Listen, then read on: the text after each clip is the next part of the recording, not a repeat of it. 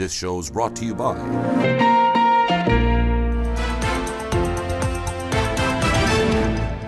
the DFM launches futures contracts and Dana Gas gets approval to raise foreign ownership to 100%. You're watching The Daily Brief with Forbes. I'm Ramia Faraj. The Dubai financial market launched futures contracts today on its general index, including for the most liquid and largest companies listed on the DFM.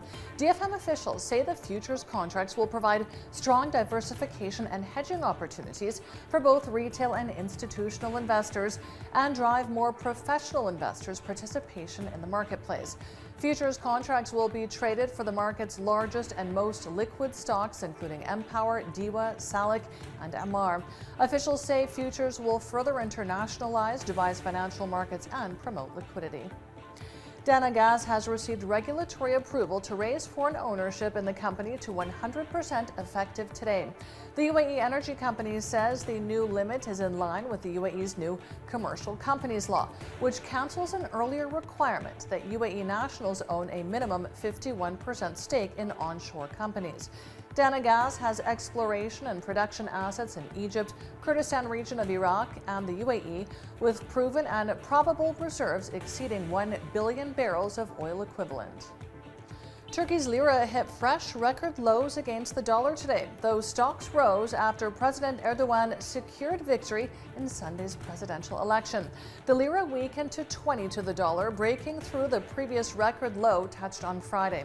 The Lira has slumped around 7% since the start of the year and lost more than 90% of its value over the past decade. But stocks rose as investors awaited Erdogan's new economic team, whom he pledged would have international credibility. Foreign companies that closed down their businesses in Russia withdrew about $36 billion from the country between March 2022 and March 2023. The Central Bank of Russia says the impact of the foreign investors' sale of their Russian subsidiary was small on an economic scale. The central bank says the transactions involved a significant discount to the market value. It concedes, though, that Russia's corporate sector continues to suffer from the negative impacts of sanctions after its invasion of Ukraine.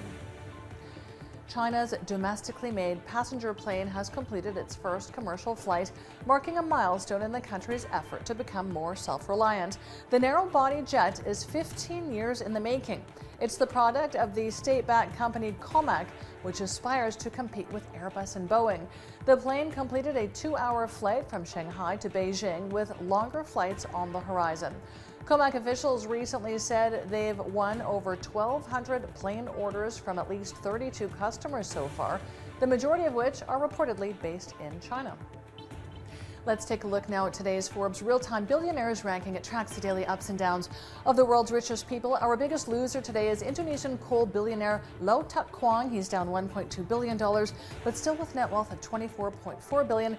Our second biggest loser today is Chinese solar equipment mogul Zhao Jiafang, down $862 million with net wealth of $4.5 billion. And our third place loser is Tencent's Ma Huateng, down $834 million with net wealth of $33.5 billion. Check out our website and our social media for all of the latest Billionaires news. And Jio Cinema, the streaming platform run by India's Reliance Industries, has signed a partnership with NBC Universal Media. The multi-year deal will give Jio Cinema's premium subscribers access to popular shows like Downton Abbey, Suits, and The Office. This comes after Jio Cinema signed a content streaming deal with Warner Bros. Discovery last month for hit shows like Succession and Game of Thrones.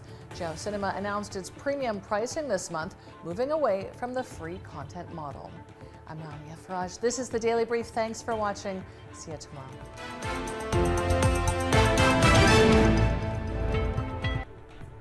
This show is brought to you by